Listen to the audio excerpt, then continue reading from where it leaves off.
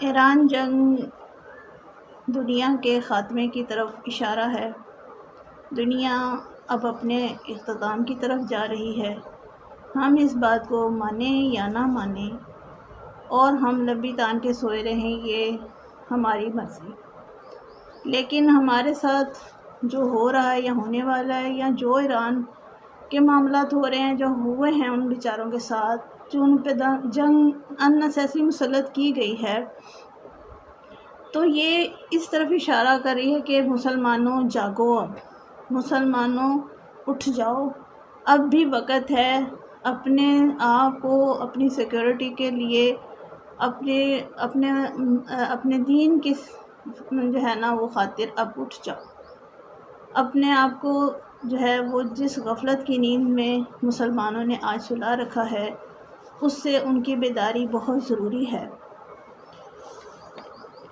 اس وقت ایران جو ہے وہ اس مشکل میں ہے کہ ایران ان کے ساتھ وہ مطالبات جو اس کے کسی بھی کنٹری کی عزت کو ہاتھ ڈالنے والی بات ہوتی ہے، ان سے وہ مطالبات منوائے جا رہے ہیں، یعنی کہ وہ ایسے مطالبات ہیں جو کہ کوئی بھی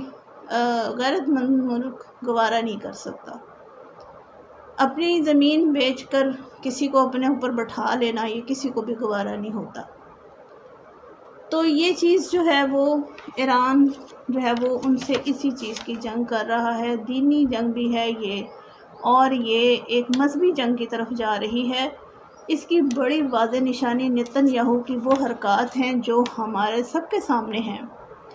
ہم بڑے اچھے سے جانتے ہیں کہ نتن یاہو اور ٹرمپ جو ہے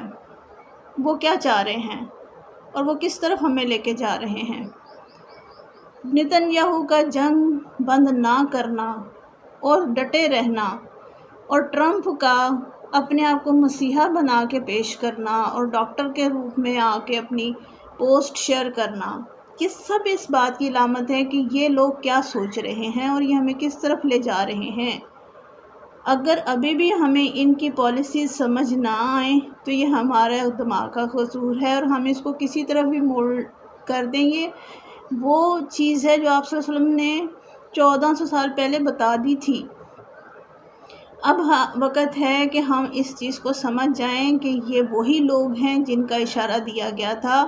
اور یہ وہی جنگ ہونے جا رہی ہے جس کا اشارہ دیا گیا ہے۔